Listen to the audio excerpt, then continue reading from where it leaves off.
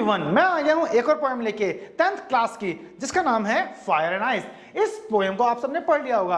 अगर आपको समझ में आ गई हो तो बहुत अच्छी बात है, नहीं आई होगी तो भी बहुत अच्छी बात है, क्योंकि मैं पढ़ाने वाला हूं इस चैप्टर को। चलिए ध्यान देते हैं। इसको लिखा है रॉबर्ट फर्स्ट ने लिखा है। इनके बारे में काफी चलिए बता चुका हूं पहले में पोएम के अंदर। अब बात करते हैं fire and ice. Fire and ice, देखो सिंपल सा बोला गया है। फायर मतलब आग, आइस मतलब बर्फ, दोनों ही आग पानी है।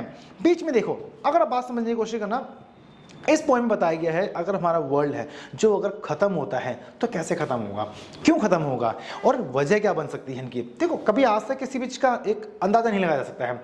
अगर मैं बात करता हूँ कई शहर हो गए, कई खेत हो गए या फिर कई घर हो गए, वो क्यों खराब हो जाते हैं। देखो यहाँ पे फायर जो मतलब बोला गया ना, फायर का मतलब सिर्फ फायर ही है, लेकिन कुछ और भी है। देखो पोएम है और पोएम में सिंपल सी बात है, कोई बात सीधी सीधी नहीं बताई जाती है। अगर मैं बात करता हूँ, एक तरीका बताता हूँ, दो वजह बताई गई हैं, बट मैं आपको दोनों तरीके बताऊंगा। पर पहले बात करते हैं फायर की बात करता हूं। देखो फायर का मतलब क्या होता है, जलना, आग लग जाना। लेकिन अगर मैं बात करता हूं जो हमारा वर्ल्ड है, शायद कल को सूरज की रोशनी अगर बढ़ जाती है या फिर हमारे किसी भी तरीके से चीजें, हम जैसे भी हम पेड़ वगैरह काटते जा रहे हैं और जैसे ट्रीज कट रहे हैं, क्या वैसे लगता है कि हमारी दुनिया है, जो हमारा जो वर्ल्ड है, क्या वो सही रहने वाला है। क्योंकि यहाँ का भी टेम्परेचर खराब हो जाएगा और टेम्परेचर खराब होगा तो सिंपल सी बात है, गर्मी बढ़ेगी तो लोगों का जीना बेकार हो जाएगा और इसी वजह से लोग मर सकते हैं। यानी कि हर जगह चीजें खराब हो सकती हैं। क्या पता कल को सूरज ही गिर जाए हमारे पर, या कल को कोई और प्लैनेट जो ऐसा है जो आग है, बहुत ज्यादा गर्मी पैदा करता है, वही हमारे गिर जाए तो क्या होगा, शायद हो सकता है कि हमारा पूरा वर्ल्ड खत्म हो जाए। उस दिन स्कूल नहीं जाना, छुट्टी होगी उस दिन।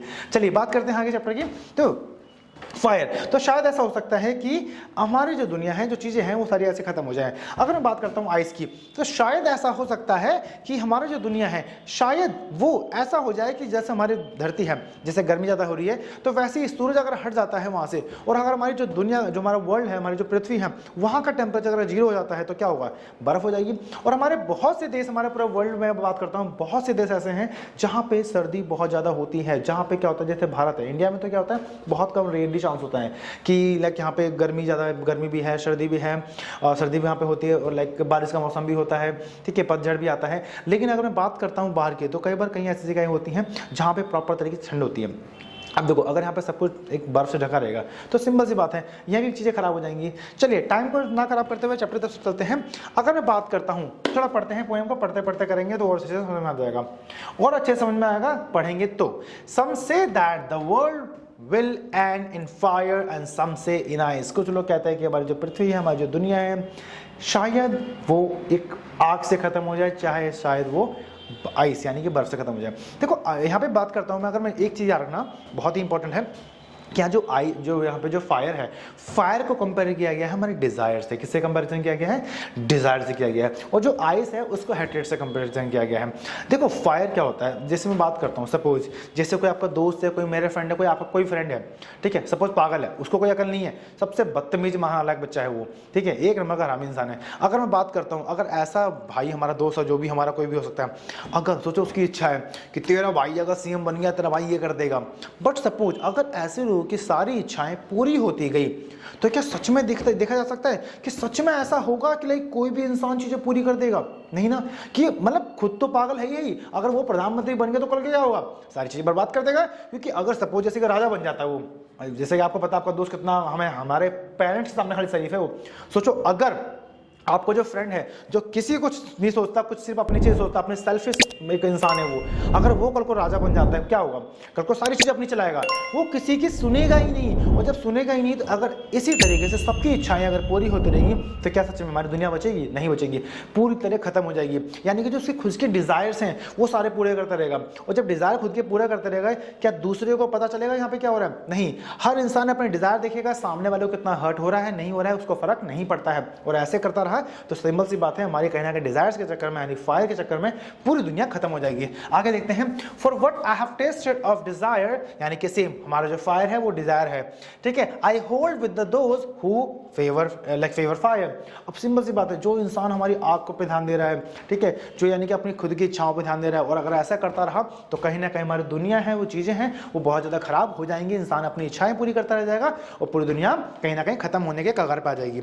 अगर मैं बात करता हूं आगे, अब देखो एक बार आग से खत्म हो गई, ठीक है, लेकिन दोबारा अगर सोचो फिर भी बच गई है, अगर बच गई है तो दोबारा खत्म होनी होगी, तो कैसे खत्म होगी? But if it had to perish twice, perish का मतलब है दोबारा खत्म हो जाना, दोबारा चीजें हो जाना।